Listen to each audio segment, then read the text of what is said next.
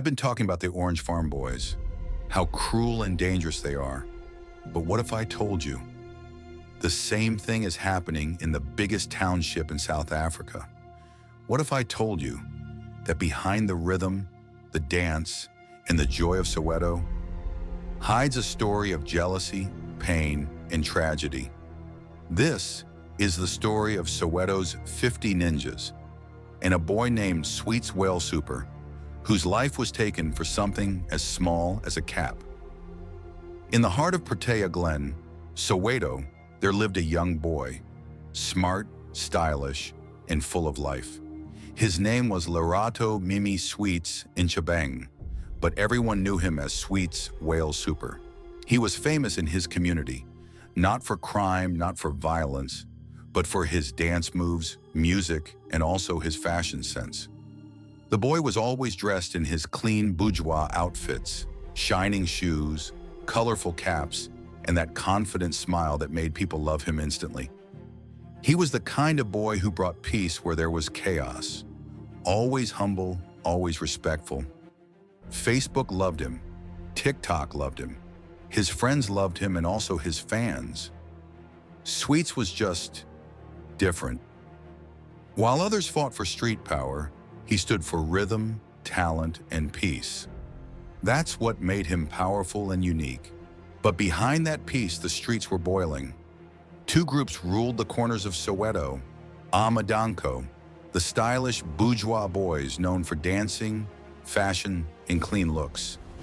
And then, the 50 ninjas, a group feared by many, known for violence, knives, and chaos. These two had been enemies for years. Their fight started with dance-offs, then escalated into something darker.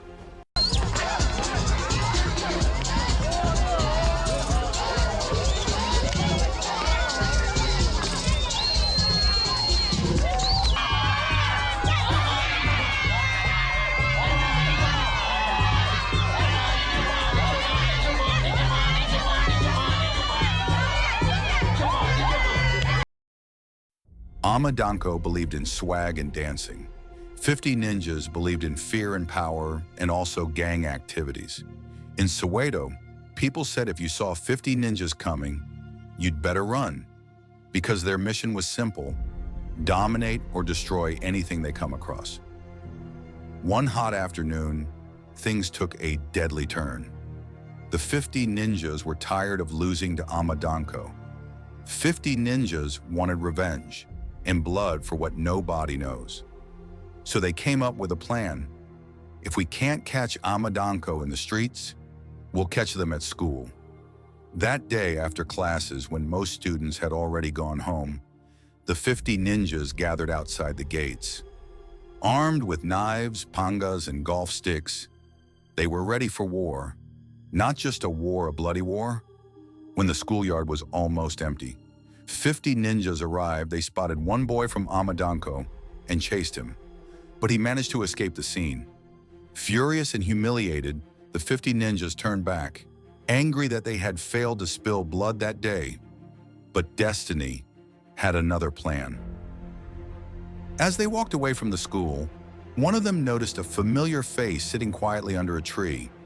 It was Wale Super. He wasn't part of Amadanko. He wasn't part of any gang.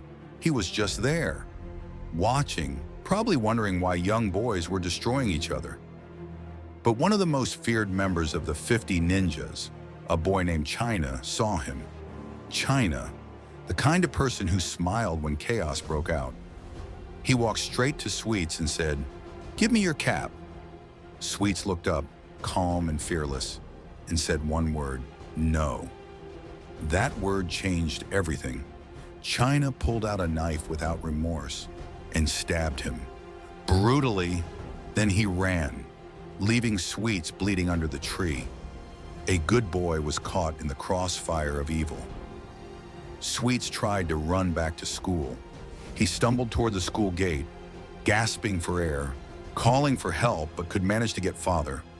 His body was already giving up. He collapsed near the gate as blood poured out. His friends screamed, rushing to teachers, begging for help. The teachers were terrified. They said he was bleeding too much. They said they will call an ambulance. Someone said he was bleeding bad. There was no time for an ambulance. One of the witnesses said his feet turned pale. Change color. So I feel memory go to Kana and I'm tired.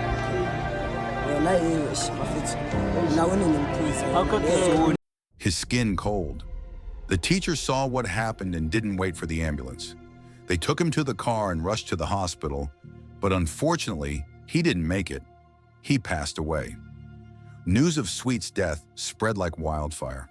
Facebook, TikTok, WhatsApp, all filled with "Ripey Sweet's" posts.